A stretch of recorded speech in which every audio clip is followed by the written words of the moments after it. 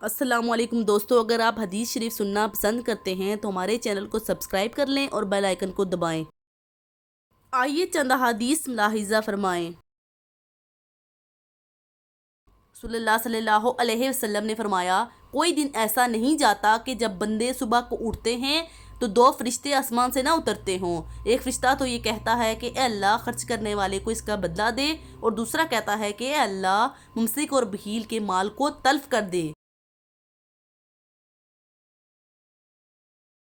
صلی اللہ علیہ وسلم نے فرمایا، حلال کھلا ہوا ہے اور حرام بھی کھلا ہوا ہے، اور ان دونوں کے درمیان بعض چیزیں شبہ کی ہیں جن کو بہت لوگ نہیں جانتے۔ پھر جو کوئی شبہ کی چیزوں سے بھی بچ گیا، اس نے اپنے دین اور عزت کو بچا لیا، اور جو کوئی ان شبہ کی چیزوں میں پڑ گیا، اس کی مثال اس چرواہے کی ہے جو چراگاہ کے آس پاس اپنے جانوروں کو چرائے۔ وہ قریب ہے کہ کبھی اس چراگاہ کے اندر گھس جائے۔ سن لو، ہر بادشاہ کی ایک چراگاہ ہوتی ہے، اللہ کی چراگاہ اس کی زمین پر حرام چیزیں ہیں، پس ان سے بچو۔ اور سن لو، بدن میں ایک گوشت کا ٹکڑا ہے، جب وہ درست ہوگا تو سارا بدن درست ہوگا، اور جہاں بگڑا سارا بدن بگڑ گیا۔ سن لو، وہ ٹکڑا آدمی کا دل ہے۔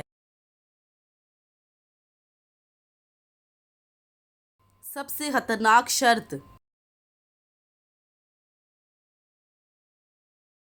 صلی اللہ علیہ وسلم نے فرمایا کہ اگر کوئی شخص کہے کہ اگر میں ایسا کروں، یا میں نے اگر ایسا کیا ہو یا کہا ہو وغیرہ، تو میں اسلام سے بری ہوں، یعنی اگر میں جھوٹا ہوں تو دائرہ اسلام سے خارج ہو جاؤں، اور اگر وہ ایسا کہنے والا اس شرط میں سچا بھی ہے تو بھی اسلام کی جانب صحیح سالم نہیں لوٹے گا، کیونکہ اس نے اسلام کی عظمت تسلیم نہیں کی اور دین کو ایسا حقیر سمجھا کہ بات بات پر اس سے جدا ہونے کی شرط لگاتا ہے۔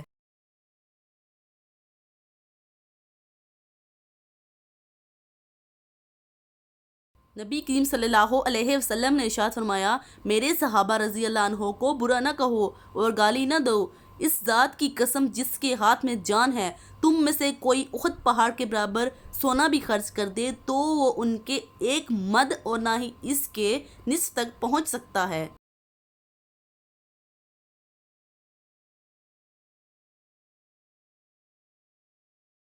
رسول اللہ صلی اللہ علیہ وسلم نے فرمایا، اور میں نے دوزخ کو دیکھا، کیا دیکھتا ہوں کہ عورتیں بہت ہیں اور وہ کفر کرتی ہیں۔ لوگوں نے کہا کہ اللہ کے ساتھ کفر کرتی ہیں؟ آپ صلی اللہ علیہ وسلم نے فرمایا، نہیں، خاوند کا کفر کرتی ہیں اور احسان نہیں مانتی۔ اگر تو ایک عورت سے ساری عمر احسان کرے، پھر وہ ایک ذرا سی کوئی بات تجھ سے دیکھے جو اس کو پسند نہ کرتی ہو، تو کہنے لگتی ہے، میں نے تجھ میں کبھی کوئی خیر نہیں دیکھی۔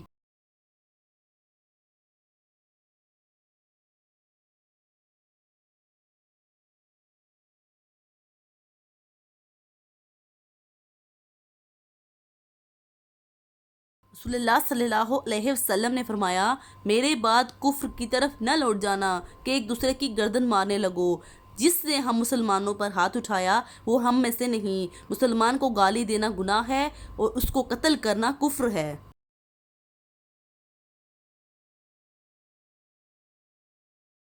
رسول اللہ صلی اللہ علیہ وسلم نے فرمایا، بہت بڑے کبیرہ گناہوں میں سے ایک یہ ہے کہ آدمی اپنے والدین پر لعنت کرے۔ دریافت کیا گیا کہ کوئی اپنے والدین پر کس طرح لعنت کرتا ہے؟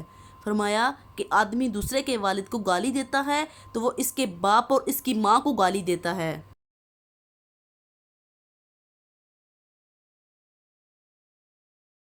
حضرت جابر بن عبداللہ سے روایت ہے کہ ہمارے سامنے سے ایک جنازہ گزرا تو نبی کریم صلی اللہ علیہ وسلم کھڑے ہو گئے اور ہم بھی کھڑے ہو گئے۔ پھر ہم نے کہا، یا رسول اللہ صلی اللہ علیہ وسلم، یہ تو یہودی کا جنازہ تھا۔ آپ صلی اللہ علیہ وسلم نے فرمایا کہ جب تم لوگ جنازہ دیکھو تو کھڑے ہو جایا کرو۔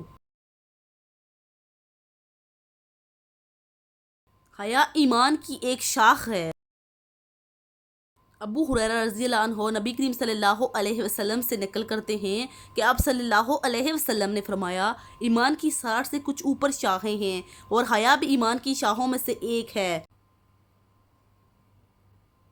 رسول اللہ صلی اللہ علیہ وسلم نے ارشاد فرمایا، جو شخص رات کو وضو کر کے سوئے تو ایک فرشتہ اس کے پاس رات گزارتا ہے۔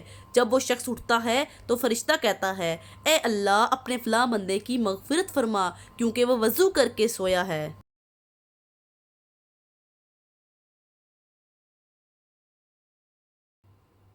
رسول اللہ صلی اللہ علیہ وسلم نے فرمایا، کیا میں تمہیں جہنمی لوگوں کے بارے میں نہ بتاؤں؟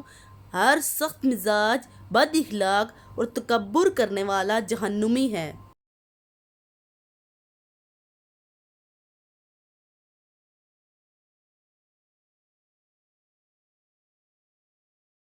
نبی کریم صلی اللہ علیہ وسلم نے فرمایا، جو کوئی ایمان رکھ کر اور ثواب کی نیت سے کسی مسلمان کے جنازے کے ساتھ جائے اور نماز اور دفن سے فراغت ہونے تک اس کے ساتھ رہے تو وہ 2 قیرات ثواب لے کر لوٹے گا۔ ہر قیرات اتنا بڑا ہوگا جیسے احد کا پہاڑ، اور جو شخص جنازے پر نماز پڑھ کر دفن سے پہلے لوٹ جائے وہ 1 قیرات ثواب لے کر لوٹے گا۔